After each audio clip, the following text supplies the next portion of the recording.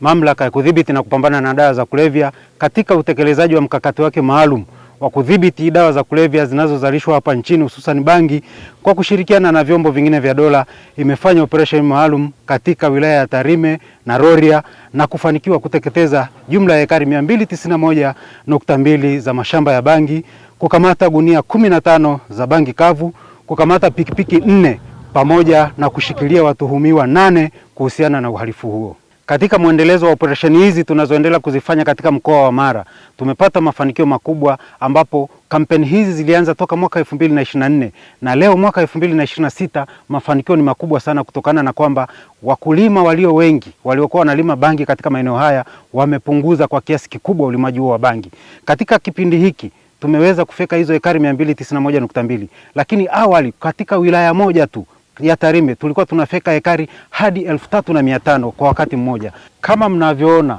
sasa hivi hali ya mashamba ni bangi kidogo sana kinalimwa, tofauti na awali tulivyokuwa tukija katika kufekaji mashamba haya, bangi zilikuwa ni nyingi, mashamba yalikuwa ni makubwa na kila eneo lilikuwa limelimwa bangi. Lakini sasa hivi hali ni tofauti, unaona mashamba ya mahindi kule, tunaona mashamba ya mazao mengine maeneo mbalimbali, hivyo kuonyesha kwamba wananchi wameitikia wito wa serikali na wametii maelekezo ya serikali ya kuendelea kulima bangi katika maeneo haya. Hivyo nitoe wito kwa wananchi wachache ambao bado wanaendelea kufanya kilimo cha bangi katika maeneo haya kwamba waache kabisa kufanya hiyo biashara, waache kabisa kulima hicho kilimo cha bangi, kwani mamlaka itaendelea kufanya operation maalum katika maeneo haya hadi kuhakikisha kwamba dawa za kulevya zinaisha kabisa katika wilaya ya Rorya na Tarime.